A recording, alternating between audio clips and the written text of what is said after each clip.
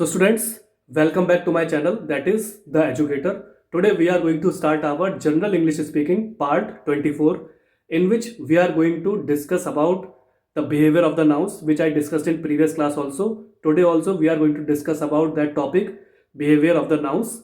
So students, let's start our general English speaking part 24. So students, today let's start our general English speaking part 24. So students, today we are going to discuss about the same topic, that we will continue about discussing about behavior of the noun, which we discussed in previous class also, and we are going to discuss this topic today also. So let's start.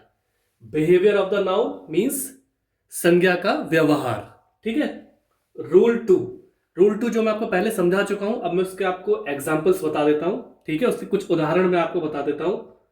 Mathematics is a difficult subject. ठीक है, गणित एक कठिन विषय है. ठीक है, mathematics is a difficult subject, यानी गणित एक कठिन विषय है. तो आप यहां देख सकते हैं, here mathematics looks like plural. तो आप यहां पर देख सकते हैं, आपको हो सकता है मैथमेटिक्स सब्जेक्ट एक प्लूरल के रूप में दिखाई दे, यानी बहुवचन के रूप में दिखाई दे, but in fact it is singular. पर यद्यपि ये एक सिंगुलर है, ये एक वचनीय नाउन है. ठीक है, so we can not use plural verb with it. तो इसलिए हम इसके साथ बहुवचनीय क्रिया को प्रयोग में नहीं ला सकते हैं. ठीक है, आप समझे. तो यहां मतलब यह है कि मैथमेटिक्स लुक्स लाइक प्लूरल. ठीक है, यहां पे गणित आपको एक बहुवचनीय लग सकता है, पर यद्यपि it is singular. In fact ये एक वचनीय संज्ञा है. So we can not use plural verb with it. तो हम इसके साथ बहुवचनीय क्रिया को प्रयोग में नहीं ला सकते हैं. ठीक है. Politics is a game of compromise. तो इसका मतलब हो गया, जो राजनीति है वो क्या कहते हैं, कॉम्प्रोमाइज करने का एक खेल है. कॉम्प्रोमाइज मतलब जब आप किसी चीज को कॉम्प्रोमाइज कर लेते हैं, है ना. तो politics is a game of compromise. It is basically a present type sentence also. राजनीति एक कॉम्प्रोमाइज करने वाला खेल है. तो यहां पे भी आप देख सकते हैं कि सेम वही मेथड यूज होगा जैसे मैथमेटिक्स के लिए है. तो पॉलिटिक्स भी आपको यहां पे प्लूरल लग सकता है, बहुवचनीय लग सकता है, लेकिन in fact it is also singular. ये भी एक वचनीय है. So we can not use plural verb with it. तो इसके साथ भी हम प्लूरल वर्ब यानी बहुवचनीय क्रिया को प्रयोग में नहीं ला सकते. ठीक है. उसी तरह से जो अगला सेंटेंस है, this news was broadcast from all India radio only yesterday. ठीक है, this news was broadcast from all India radio only yesterday. तो ये जो खबर है, इसको ऑल इंडिया रेडियो से कल ही ब्रॉडकास्ट यानी उसको प्रसारण कर दिया गया था. ठीक है. तो ये बेसिकली आपका पास्ट टेंस रिलेटेड सेंटेंस है, और इसमें भी वही रूल लागू होता है कि यहां पे आपको ये महसूस हो रहा हो कि ये न्यूज जो है ये प्लूरल है. ठीक है, लेकिन ये प्लूरल नहीं है, ये एक वचनीय यानी सिंगुलर है. So we can not use plural verb with it. तो हम इसके साथ प्लूरल वर्ब को यानी बहुवचनीय क्रिया को प्रयोग में नहीं ला सकते. ठीक है. This news was broadcast from all India radio only yesterday, यानी ये जो खबर थी इसको कल इसका प्रसारण किया गया था ऑल इंडिया रेडियो से, कल ही कर दिया गया था. ठीक है. अब हम आते हैं रूल नंबर 3 पर. Rule 3, this group is a family of collective nouns. तो ये जो समूह है, बेसिकली ये जो आपकी कलेक्टिव नाउन है, कलेक्टिव नाउन मतलब इकट्ठा करने वाली जो संज्ञा है, तो उसका एक परिवार है. ठीक है. These nouns are singular in form but are used as plural. ये नाउन यानी संज्ञा एक प्रकार से सिंगुलर फॉर्म में हो सकते हैं, एक वचनीय रूप में हो सकते हैं, but are used as plural. तो पर हम इनको प्रयोग जो करते हैं वो बहुवचन के रूप में करते हैं. ठीक है. This group is a family of collective nouns. तो ये जो समूह है, बेसिकली ये परिवार है कलेक्टिव संज्ञाओं का. ठीक है, जो संज्ञाएं हम इकट्ठी करके रखते हैं उस कलेक्टिव संज्ञाओं का समूह है. These nouns are singular in form. ये संज्ञाएं फॉर्म में एक प्रकार से सिंगुलर हो सकती हैं, but are used as plural. पर इनका प्रयोग हम बहुवचनीय रूप में करते हैं. ठीक है. Example, people, police, cattle, poultry. उदाहरण के रूप में पीपल, पीपल यानी लोग, पीपल यानी लोग हो गए। पुलिस क्या हो गया?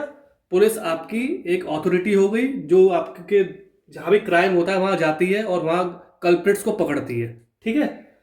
कैटल क्या हो गया? कैटल आपके समूह हो गया जानवरों का, जैसे आपके गाय, भैंस, बकरी, जो कैटल आप रखते हैं, जिनको आप पालते पोसते हैं, उनको हम कैटल बोलते हैं, ठीक है। वो जानवर होते हैं आपके। पोल्ट्री क्या है? पोल्ट्री फार्म आपके होते हैं जहाँ पे मुर्गियां होती हैं, है ना, उनको मुर्गियों को खिलाया पिलाया जाता है, मुर्गियों की देखभाल की जाती है, तो वो पोल्ट्री कहलाता है, ठीक है। तो उदाहरण के रूप में हो गया पीपल, पीपल यानी लोग। पुलिस, जो मैंने आपको बताया, पुलिस हमारा क्या काम करती है? हमारी सुरक्षा करती है। जो भी कोई क्राइम करता है या कोई कल्प्रिट होता है, पुलिस उसको सबूत के आधार पर गिरफ्तार करती है, ठीक है। कैटल, जो मैंने बताया, आपके भेड़, बकरी, गाय, भैंस, इस टाइप के जानवर होते हैं जिनको हम पालते पोसते हैं। पोल्ट्री क्या हो गया? पोल्ट्री एक ऐसी जगह होती है जहां पे आपकी मुर्गियां, बकरियां वगैरह पाली जाती हैं, ठीक है। The police are looking in to the matter, the cattle are grazing in the field, and people should be loyal to their nature. तो इसके ये कुछ एग्जाम्पल हैं रूल 3 के, तो आप देख सकते हैं। The police are looking in to the matter, तो पुलिस क्या कर रही है? इस मैटर में मतलब खोजबीन कर रही है, इस मैटर पर ध्यान दे रही है, इसको इसको अपने संज्ञान में ले रही है। तो ये बेसिकली क्या है? आपका एक प्रेजेंट टाइप सेंटेंस है ना, प्रेजेंट कॉन्टिन्यूस टाइप सेंटेंस है।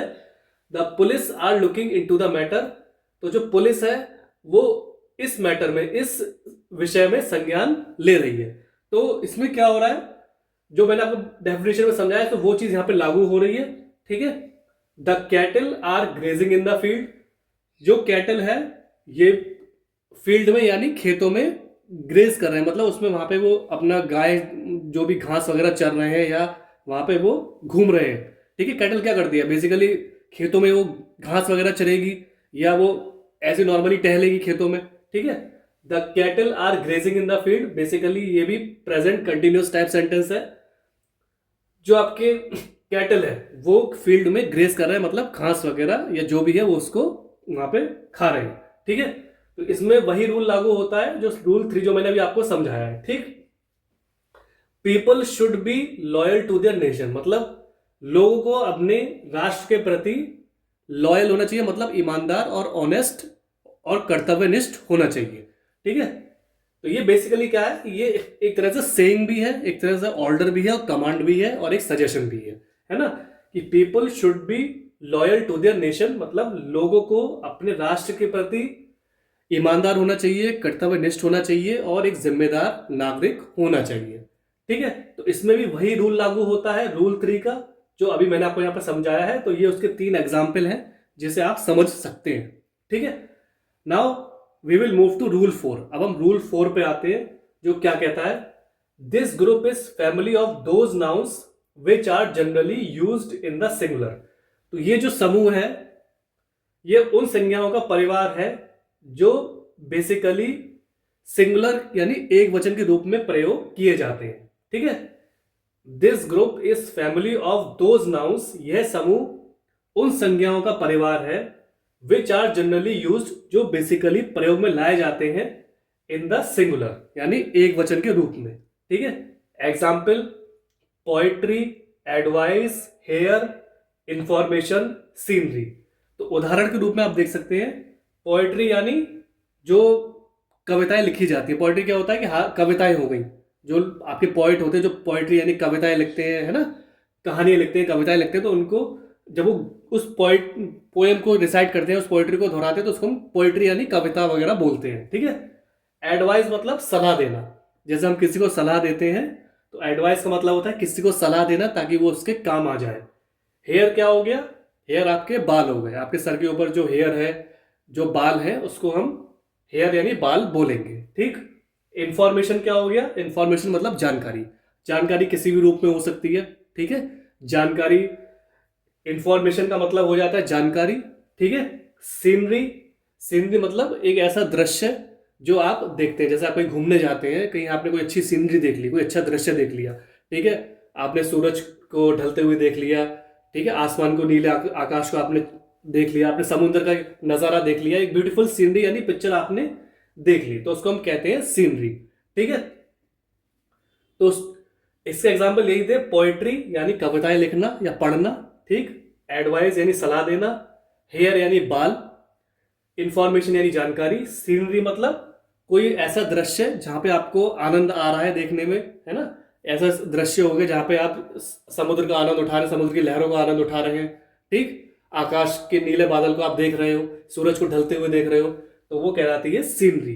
ठीक, तो students, this was the general English speaking part 24 in which I try to explain you about behaviour of the noun, यानी संज्ञाओं का व्यवहार क्या होता है जब हम आम बोलचाल में सेंटेंसेस का प्रयोग करते हैं, जब हमें एक दूसरे से वार्तालाप करनी होती है इंग्लिश लैंग्वेज में। ठीक है, so kindly read these sentences, these definitions and these rules, try to learn them, practice them in your spare time, and try to practice with your friends, relatives, neighbors, etc. And ultimately what will happen, your confidence will boost up, your personality will groom, and ultimately you will become a perfect and fluent English speaker in front of another person. So students, thanks for your valuable and precious time. Have a nice day.